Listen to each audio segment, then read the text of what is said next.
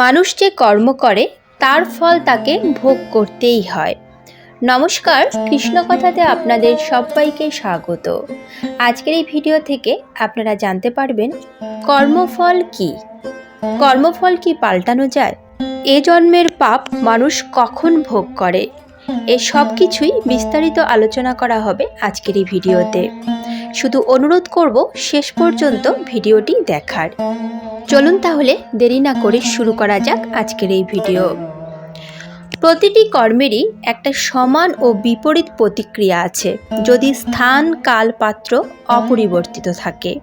স্থান কাল পাত্রের পরিবর্তনের ফলে প্রতিক্রিয়ার ধরন ও মাত্রায় পরিবর্তন এসে থাকে। মানুষ ভালো বা মন্দ যে ধরনের কর্মই করুক না কেন, তার ফলে তার মনে এক ধরনের বিকৃতি তৈরি হয়। মন সব সময় এই বিকৃতি সরিয়ে পূর্বাবস্থায় ফিরে আসতে চায়। যে বিপরীত প্রতিক্রিয়ার মাধ্যমে মন তার পূর্বের স্বাভাবিক অবস্থায় ফিরে আসে তাকে বলে কর্মফল ভোগ। এই কর্মফল ভোগ সঙ্গে সঙ্গে হতে পারে, আবার নাও হতে পারে। যে ক্ষেত্রে কর্ম করা হয়েছে কিন্তু ফল ভোগ করা হয়নি, সেই অভুক্ত কর্মফলকে বলে সংস্কার। প্রতি মুহূর্তে কর্মের মাধ্যমে আমাদের মনে নতুন নতুন সংস্কার তৈরি হয়। এই সংস্কার ভোগ 2-4 দিনে হতে পারে, 5-10 বা 20 বৎসরও হতে পারে, আবার এ জন্মে না হয়ে পরবর্তী জন্মেও হতে পারে। আমাদের প্রত্যেকের মনে জন্ম জন্মান্তরের সংস্কার পুঞ্জীভূত হয়ে রয়েছে। এই সংস্কার ভোগ শেষ না হওয়া পর্যন্ত কেউ মুক্তি বা মোক্ষ পেতে পারে না। তাই শাস্ত্রে বলা হয়েছে, নাভুক্তম ক্ষীয়তে কর্মকল্পকোটি শতৈরপি অবশ্যমেব ভোক্তব্যম কৃতকর্মম শুভাশুভম। অর্থাৎ মানুষকে তার কর্মফল ভোগ করতেই হবে, আর সেই কর্মফল ভোগ করতে যদি 100 কোটি জন্ম লাগে তবুও তাকে বারবার আসতে হবে। অভুক্ত কর্মফল ভোগ করার জন্য জন্ম নিতেই হবে, কেননা যতক্ষণ এই কর্মফল ভোগ শেষ না হচ্ছে ততক্ষণ তার মুক্তি বা মোক্ষ কিছুই হবে না। আমরা যে কর্ম করি তা সাধারণত 2 রকমের। এক হলো প্রত্যয়মূলক কর্ম ও 2 নম্বর হলো সংস্কারমূলক কর্ম। কেউ যখন স্বাধীনভাবে স্ব ইচ্ছায় কোনো কর্ম করে তাকে বলে প্রত্যয়মূলক কর্ম, কিন্তু যেখানে তার কোনো স্বাধীনতা নেই, অবস্থার চাপে পড়ে তাকে বাধ্য হয়ে কর্ম করতে হয়, তাকে বলে সংস্কারমূলক কর্ম। যেমন ধরা যাক, কোনো একজন চুরি করলো। চুরি করার সময় ওই লোকটির স্বাধীন ইচ্ছা কাজ করেছিল, তাই এটি তার প্রত্যয়মূলক কর্ম। এই কর্মের ফল ভোগ তাকে করতেই হবে। যতক্ষণ না সেই কর্মফল ভোগ শেষ হচ্ছে ততক্ষণ সেই অভুক্ত কর্মফল তার মনের সংস্কার রূপে থেকে যাবে। এখন এই সংস্কার কাল পরিপক্ক হয়ে অনুকূল পরিবেশ পাওয়া মাত্রই সে হয় পুলিশের হাতে ধরা পড়বে অথবা অন্য কোনো প্রকারে শাস্তি পাবে। এইভাবে সে অবস্থার চাপে পড়ে তার পূর্বকৃত কর্মের ফল ভোগ করবে। এখানে তার স্বাধীন ইচ্ছা কাজ করে না, তাই এটা তার সংস্কারমূলক কর্ম। মানুষের ক্ষেত্রে এই সংস্কার 3 ধরনের হয়ে থাকে। এক হলো জন্মগত সংস্কার। এক বা একাধিক পূর্বজন্মের অর্জিত বা সৃষ্ট সংস্কারকে এই জন্মের জন্মগত সংস্কার বলা হয়। 2 নম্বর হলো অর্জিত সংস্কার। এই জন্মের প্রত্যয়মূলক কর্মের দ্বারা সৃষ্ট সংস্কারকে অর্জিত সংস্কার বলা হয়। 3 নম্বর হলো আরোপিত সংস্কার। যে দেশ, জাতি, সমাজ বা পরিবেশে মানুষ জন্ম নেয়, লালিত পালিত হয় বা যে পরিবেশে মানুষ থাকে সেই পরিবেশ দ্বারা প্রভাবিত বা সৃষ্ট সংস্কারকে বলা হয় আরোপিত সংস্কার।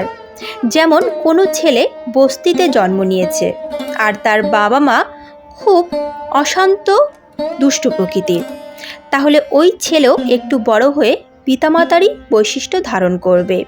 এটা তার বাবা মায়ের পরিবেশ দ্বারা আরোপিত সংস্কার। এখন প্রশ্ন হলো, কিভাবে কর্ম করা যাবে? কিভাবে কর্ম করলে সমস্ত পাপ থেকে আমরা মুক্ত থাকতে পারবো? নিষ্কাম কর্ম গীতার প্রধান উপদেশ। মনে করা হয় কোনো ব্যক্তি এক মুহূর্তের জন্য কোনো কাজ না করে থাকতে পারে না। কর্ম করা ব্যক্তির অধিকার ও কর্তব্য দুটোই। ব্যক্তিকে কর্ম করে যাওয়াই উচিত। তবে গীতায় কর্মের প্রতি মমতা ও আসক্তির বিরোধ করা হয়েছে। এখানে যে বিচার প্রচার করা হয় তা হলো কর্ম করাই তোমার অধিকার, ফলাফলে না। তাই তুমি কর্মফলের বাসনা রেখো না এবং কর্ম ত্যাগ করার বিচারও করো না। তাই আদেশ দেওয়া হয়েছে যে মা কর্মফল হেতুর্ভু, অর্থাৎ কর্মফলের প্রত্যাশা করো না। কর্মফলের বাসনায় যুক্ত থেকো না, কারণ ফলের সেক্ত নিবদ্ধতে, অর্থাৎ ফলের আসক্তির ফলে কর্মবন্ধন দৃঢ় হয়। তাই গীতায় ফলের ইচ্ছা ত্যাগ করে কর্ম করার শিক্ষা দেওয়া হয়। যারা কর্মফলের ইচ্ছা রাখে তারা দয়ার পাত্র হয়, কৃপণ ফলহেতব। কর্মফলের পরিণামের প্রতি লালসা বা কামনা থেকে বিষয়ের প্রতি আসক্তি বৃদ্ধি পায়। কামনার সিদ্ধিতে বিঘ্ন ঘটলে রাগ উৎপন্ন হয়। রাগের ফলে মতিভ্রষ্ট হয়, অবিবেক জন্ম নেয়। অবিবেকের ফলে স্মৃতি নাশ হয়, ভালো মন্দ বিচারের ক্ষমতা চলে যায় এবং ব্যক্তি নিজের জন্য শ্রেষ্ঠ বস্তু নির্বাচন করতে পারে না। এইভাবে ব্যক্তি কর্মবন্ধনে আটকে যেতে থাকে। কর্ম করার প্রক্রিয়া উদ্দেশ্য থেকে অনুপ্রাণিত হওয়া উচিত, তা কামনা দ্বারা পরিচালিত হওয়া উচিত নয়। এবার আরেকটি প্রশ্ন দাঁড়ায়, কর্মফলের ইচ্ছা ও কামনা ছাড়া কর্মের প্রবৃত্তি কেমন হবে? ফলের আশা না করে ব্যক্তি কিভাবে কর্ম করতে পারবে? বলা হয়েছে কামনা পূরণের জন্য কর্ম করা হয়, আবার কামনার নিবৃত্তির জন্য কর্ম করা হয়। সামান্য ব্যক্তি কামনা পূরণের জন্য কাজ করেন, কিন্তু জ্ঞানী ব্যক্তি আসক্তি ত্যাগ করে আত্মশুদ্ধির জন্য কর্ম করেন। আসক্তির কারণে কর্মবন্ধন মজবুত হলে গীতা কর্ম করার উপদেশ কেন দেয়? কোন কাজ করা উচিত, কোনটি করা উচিত নয়, এর চেয়ে কি সন্ন্যাস ভালো? অর্জুন এই প্রশ্ন তুলেছিলেন। গীতায় শ্রীকৃষ্ণ বলেছেন, কর্ম করলে বন্ধন থাকবে কি থাকবে না তা কর্তার দৃষ্টিকোণের ওপর নির্ভর করে। গীতায় সংকল্পের স্বাধীনতাকে স্বীকার করা হয়েছে।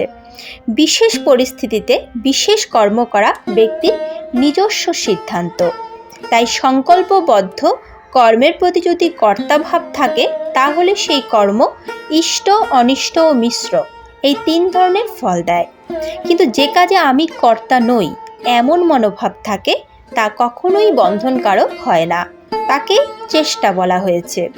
যেভাবে কাঁটা থেকে কাঁটা তোলা হয় সেভাবেই চেষ্টা কর্মবন্ধন থেকে মুক্তি দিতে সাহায্য করে। মহাভারতের কুরুক্ষেত্রের যুদ্ধের সময় অর্জুন যখন শ্রীকৃষ্ণকে প্রশ্ন করেছিলেন, হে কৃষ্ণ, হে মাধব, মানুষকে দিয়ে কে পাপ করায়? সেই মানুষ পাপ করতে না চাইলেও যেন সে বাধ্য হয় পাপ কর্মে রত হতে। উত্তরে শ্রীকৃষ্ণ বলেছিলেন, মানুষের লোভ ও কায়েমি স্বার্থ তাকে দিয়ে পাপ কাজ করিয়ে দেয়।